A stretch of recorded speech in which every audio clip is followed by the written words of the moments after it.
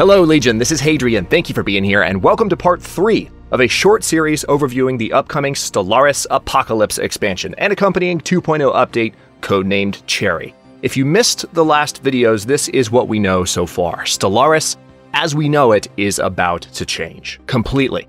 This is a list of the features Apocalypse and Cherryh will bring to Stellaris as of the Apocalypse announcement. More is coming down the line, I assure you. Apocalypse is adding some truly devastating new weaponry with which to wage total annihilation on enemy empires, which we'll finally be talking about a bit more in this installment.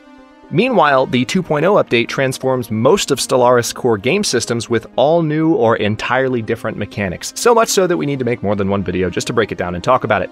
Here's what we're covering in part 3. Note the timestamps by each topic so you can jump to the portion of the video where I cover the topic you care about most. As soon as they are available, links to future videos in this series will be in the upper right corner as well as in the description below. Each of these points corresponds to a particular dev diary as well, also linked in the description below. So if you're intrigued by a certain change or just want to know every last little detail, check out the associated diary for that topic. Starting off part 3 on a hugely exciting note, the 2.0 update will introduce Stellaris' first ever Fleet Manager interface. There's a lot of information to unpack here, so I will try to pace myself, but do remember that there are links to the dev diaries in the video description if anything is unclear. The Fleet Manager is a sophisticated new interface which, while not replacing the fleet list in the outliner on the right side of the screen, will finally allow Stellaris players to rid themselves of the painful micromanagement and individual build orders that, to this point, have come with the territory of maintaining a large empire and fleet. This change is especially welcome given the new addition of Command Limit, which we discussed in the previous video, which is going to make us maintain more fleets in general going forward, so having a manager is almost a requirement, which is part of the reason we're getting it in this update. So, how does it work? For the first time, rather than having to maintain your own mental images or maybe spreadsheets for the more hardcore among us of what each of your fleets should look like in terms of how many of each ship you've designed should be in the fleet, etc., the Fleet Manager will allow you to create templates which store this information in the game. And also the templates will be able to be duplicated, and aspects of them even copy-pasted so you can easily manage the information on the screen. So if you like to have fleets of, just for example, 1 battleship, 4 cruisers, 10 destroyers, and 20 corvettes, you can tell the game that's what you want a specific fleet, or all of your fleets, to look like, right down to the breakdown of your destroyers into how many picket ships and how many gunboat destroyers you want making up that complement of 10 destroyers. Once you've created a template, all you have to do is click Reinforce by that template, and here's where the micromanagement gets an even bigger hammer taken to it. The game will then build every ship it possibly can for the fleets you've decided to reinforce, given the availability of resources in your stockpile to get that job done. Yes, there will be a Reinforce All button too if you want to replenish all your fleets at once. As long as you've got the resources to do it, the game will let you, but the game will also automatically spread the workload among available shipyards without your having to do so manually. So not only will Stellaris help you maintain the proportion of ship types and specific designs in your fleet, but it will automatically distribute the construction of reinforcements across your empire and build the ships all at once for you. You will also have the option to retrofit classes of ship that are stored in a template so that you can switch from one ship design to another on the fly. The dev diary is unclear on the exact details of this, but I imagine this option is only available between ships of the same type, but of different blueprints. So the retrofit function is, for example, when you want to switch corvettes into different types of corvettes or destroyers into different types of destroyers. Along with these updates, every fleet can also now be assigned a specific starbase as its home base. This is where your fleets will specifically return when you tell them to come home. They will also receive some priority when being reinforced at their home base as well. Stay tuned for more on this in the coming weeks, this in particular, as the end of this reveal kind of contains some open-ended language that implied more starbase and home base functionality is yet to be announced. And as of this recording, I haven't seen anything else with regard to this, so stay tuned. In the Cherryh update, ground combat and armies in general will be receiving a massive overhaul, as massive an overhaul as any of the other overhauls we've gone over so far. Fortresses have now been added to the game, and they replace planetary fortification points, which were formerly, of course, a central part of the Orbital Bombardment mechanic. More on that in a second. Fortresses will provide a small amount of unity, and will be required to build any defensive armies that you want to build.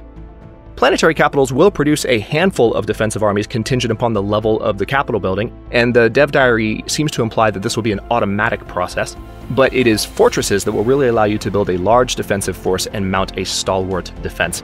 And you can count on strong defensive pushes being a bigger possibility for ground armies after 2.0 is released, and here's why. Armies built at fortresses can't be killed by orbital bombing, that's just the first thing, until the forts themselves are destroyed. Very importantly, the makeup of the species type being produced will be determined by the population type that is working the fortress, so you'll have to be very intentional about the species that you put on top of a fortress tile in order to determine how you want your armies to do in battle. Wiz has even teased the ability, which may be detailed in a future dev diary and maybe a new video in this series, for fortified worlds to build FTL inhibitors, which will prevent attacking fleets from leaving. Imagine accidentally jumping into a fortified system with an unprepared fleet, only to get stuck by an FTL inhibitor while the defending player successfully reroutes a defending fleet that's stronger than yours to intercept your ships. Also related to defensive armies, armies will no longer reduce unrest at all. So reducing unrest will no longer be as simple as cranking out a handful of defensive armies once unrest becomes a factor or once you've just invaded a planet. Instead, you'll have to use edicts or specific building types to reduce unrest. Wiz has noted that plenty of balancing steps will be taken with existing scripted events to ensure that captured worlds don't become too vulnerable to immediate revolt as a consequence of these changes. And finally, defensive forces will now be stronger in general, as well as better supported by tech research options like the new ones I mentioned in the second video. I didn't mention specific defense army related tech options, I just mentioned there's going to be more tech options in general, and this is what some of them will be. That's just defensive armies. Assault armies are now permanently based in space, with the need to constantly embark and disembark them having been removed entirely. Whenever an assault is not actively in progress, troop transports will automatically re-enter orbit on their own. And finally, attachments, for those of us who actually use them / know about them, have been completely removed from the game, at least for now. Technologies which unlocked or improved them will have their benefits directed elsewhere. And again, those are just the changes to armies. Let's talk about how combat is going to work in Cherryh as well. The 2.0 update introduces the familiar paradox concept of combat width. This is a planet-specific statistic determined by size that will constrain how many frontline units are capable of engaging in a battle at once. So here's how it works. If you're attacking a tiny little planet with 10 armies, and the combat width of that tiny little planet is only 5, one of your first 5 armies will need to die before one of the other 5 can join the battle. This is a fix with a similar spirit to the Doomstack fix that we talked about in the last video. You can't just take a well-defended world by doomstacking transports and landing all your troops at once. There's only so much room to fight at once, and if a world is well-defended, you'll take losses, period, even if you have the superior force, and that's because of combat width, which I think is quite a nice change and will force players to think more strategically about army composition and when to launch an invasion, because you really have to think about, do you have troops that are strong enough to really win the battle outright and not take that many losses? Therefore, you minimize your war weariness because you can't just do it by piling as many units as you can into a single landing. And furthermore, ground combat will now automatically inflict collateral damage depending on the type of combat units engaged and the amount of fighting that occurs. Every time that an army unit deals damage, a random amount of collateral damage will be inflicted on the planet overall. This does types of damage that are identical to orbital bombardment, meaning that buildings can be ruined and populations can be killed in battle, especially if you're invading with, say, an army of xenomorphs. Highly destructive, but efficient, right? Morale has been tweaked as well, so that both sides in combat now factor morale into the progress of an invasion and its associated defense. Armies will become less effective after going below 50% morale, regardless of whether they're attacking or defending, and will become much less effective once their morale has bottomed out. Furthermore, damage will now be more randomly and less evenly distributed among combatants on either side. This should introduce more randomness to battles, creating opportunities for individual attacking armies to suddenly take the brunt of the damage in ways that can rapidly turn the tide of a battle. Basically, all of this is going to make ground combat at least more interesting, if not more fun, to actually watch, because there's a lot more randomness to it and things that can happen. And combat width is going to make even an invasion that is stacked heavily against the defender more of an interesting battle to watch. And what about when the battle is not going well? Retreating now comes with a good chance that any retreating unit can be annihilated in the attempt to run away. So those of you who like to just attack over and over again using the same force, landing and retreating until the planet is yours, that tactic is no longer viable. Sorry. Retreats will now work as retreating should, as kind of an oh crap button when you realize you're in over your head and you want to get out with at least some of your army while you still can. Orbital Bombardment has likewise been reworked for Cherryh and Apocalypse. As I mentioned, planetary fortifications are now based on fortress buildings, and fortification points are no longer a factor at all. Get excited about this because the most obvious aspect of this change is that you'll no longer have to bombard smaller, less defended planets before you land troops. You can just land troops and invade, since building up planetary defenses is now much more of a player-controlled mechanic rather than one that is largely under the hood and automatic. Attacking a more defended planet, however, particularly one with a planetary shield or other defenses in place, will require more investment from orbital bombers before a proper invasion can succeed. So even with large attacking fleets, you'll have to factor in whether you have the time to successfully invade a planet before the defender can move a defending fleet to the system. And that's even when you have a bunch of transports, because again, combat width is going to constrain the number of units that can attack at once, no matter how many armies you've brought to the party.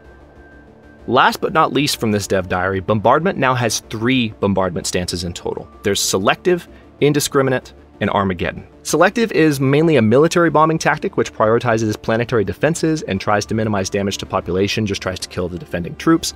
Indiscriminate is a more merciless style of bombing that heavily damages the planet but is not designed to actually kill the entire population.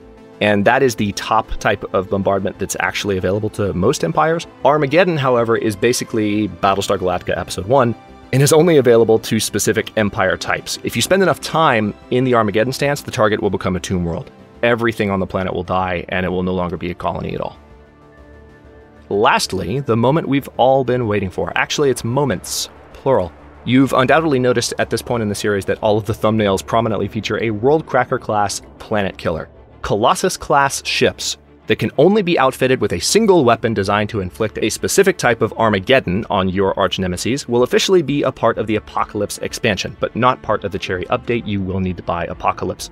Furthermore, Titans have been added to the game at long last for those who purchase Apocalypse, and can be fitted with those battleship-slicing cannons that we've thus far only seen fallen empires and endgame fleets using. Those of you who enjoyed my Sins of a Solar Empire reference in the first video will find a lot of the associated mechanics familiar here. Titans take up a huge amount of naval capacity, so you won't be able to field more than a few of them at a time, but more than just one is a definite possibility if you have the room. Titans have a single Titanic-sized slot on their front ends for those death beams called Perdition beams that were just mentioned, and they likewise have an aura slot as well, just like defense stations. So entering combat with a Titan-supported fleet can be a risky proposition for an unprepared force indeed. Speaking of preparations though, ion cannons will also be added in Apocalypse. Ion cannons are a starbase specific fortification which will allow players to equip star systems with a class of weaponry that can actually hold off smaller fleets quite effectively, including fleets with battleships and even Titans, if the station's upgrades are up to the task.